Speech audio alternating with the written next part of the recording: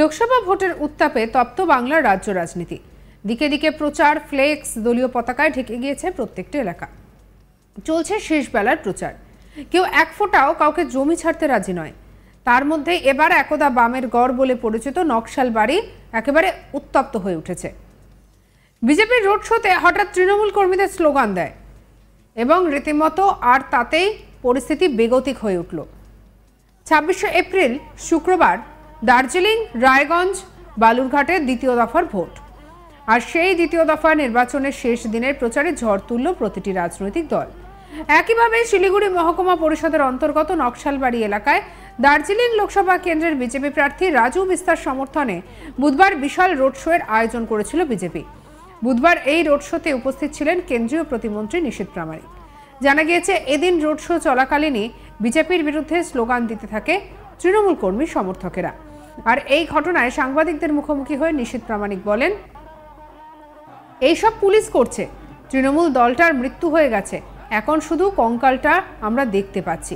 কয়েকজন গুন্ডা এবং কয়েকজন পুলিশ নিয়ে দলটা চলছে। তৃণমূল যা পারছে করুক, এর উত্তর মানুষ দেবে।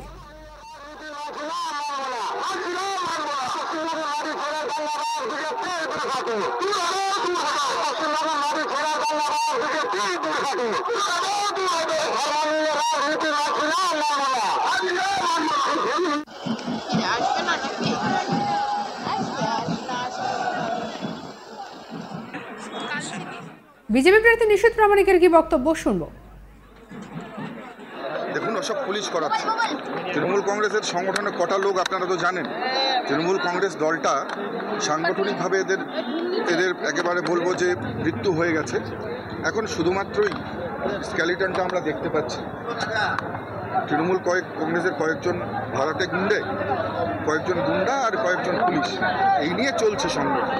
যাই হোক, তবে বলতে পারি যে 24-এর নির্বাচনের ফল প্রকাশের পর এই দলের আমরা বলবো যে বুথের কমিটিও খুঁজে পাওয়া যাবে না। বুথ কমিটি তো দূরে থাকে, জেলায়ও লোক খুঁজে পাওয়া মুশকিল হবে।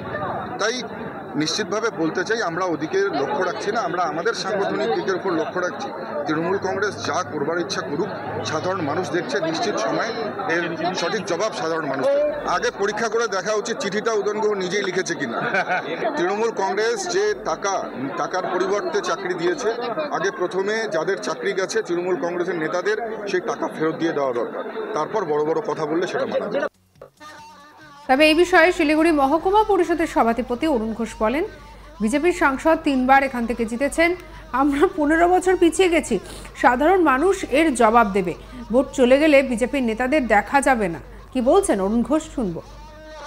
আমরা জানি সাধারণ মানুষ এবার বিজেপি উৎখাত করে ফেলবে, সাধারণ মানুষ ওদের পক্ষে নেই। আমাদের যে উন্নয়ন, মমতা বন্দ্যোপাধ্যায়ের যে উন্নয়ন, মানুষ মমতা বন্দ্যোপাধ্যায়ের উন্নয়নের পক্ষে রায় দেবে, এটা তো সবাই জানে। আজকে বিজেপির যে 15 বছরের যে সাংসদ 3 বার এখান থেকে জিতেছেন, 3 বারের মধ্যে আমাদের মানুষ, আমরা নকশালবাড়িবাসী 3 বারে 15 বছর আমরা অলরেডি পিছিয়ে গেছি। তাই আমরা আর পিছুতে চাই না।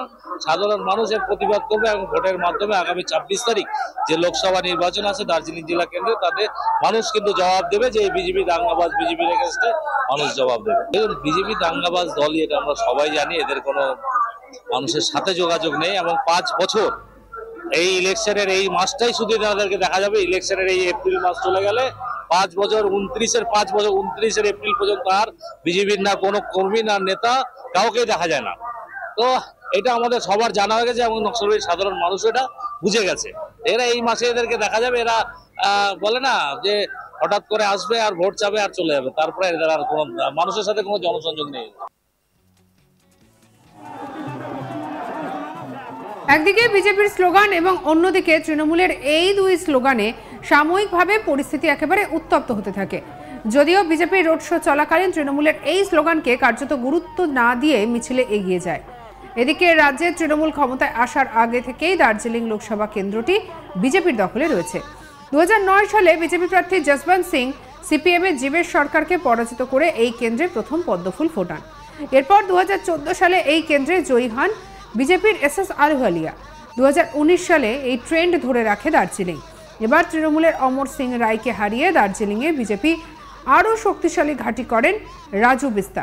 এবারেও তাকে প্রার্থী করেছে ভারতীয় জনতা পার্টি। আর এদিকে লোকসভায় টিকিট না পেয়ে বিদ্রোহ ঘোষণা করেছেন বিষ্ণুপদ শর্মা। তিনি কার্শিয়াংয়ের বিজেপি বিধায়ক, তবে 24 লোকসভা নির্বাচনে প্রার্থী হতে না পেরে এই দার্জিলিং থেকেই তিনি নির্দল প্রার্থী হয়েছেন।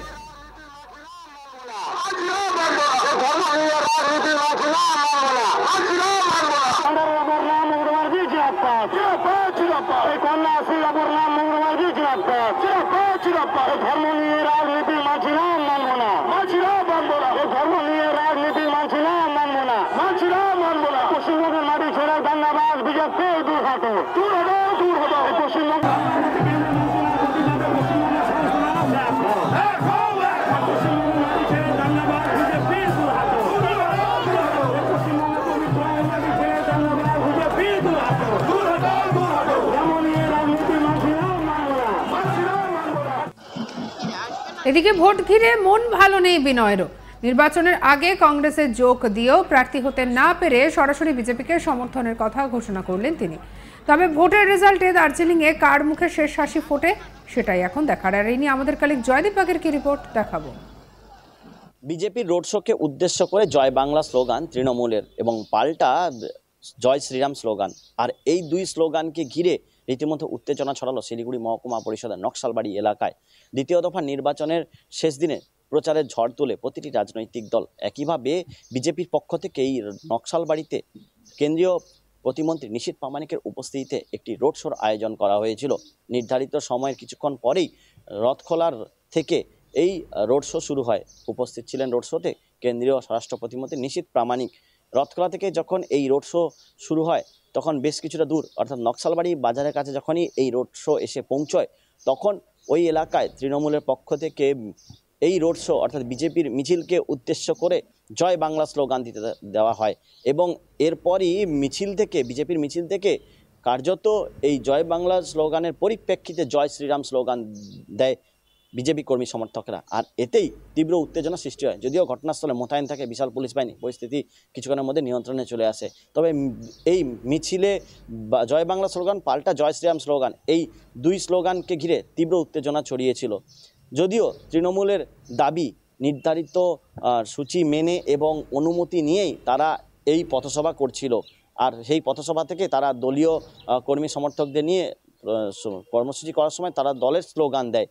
অন্যদিকে বিজেপির পক্ষ থেকে বলা হয় ইচ্ছে করেই এই ধরনের স্লোগান দেওয়া হয়েছে এবং এদিন রোড শো শেষে কেন্দ্রীয় প্রতিমন্ত্রী নিশীথ প্রামাণিক বলেন যারা এবং যিনি এই ধরনের স্লোগান দিচ্ছেন তাদের প্রত্যেকের নামের তালিকা তৈরি করে রাখছে দল। সঙ্গে রাখুন আজ তাক বাংলাকে সাবস্ক্রাইব করে নিন।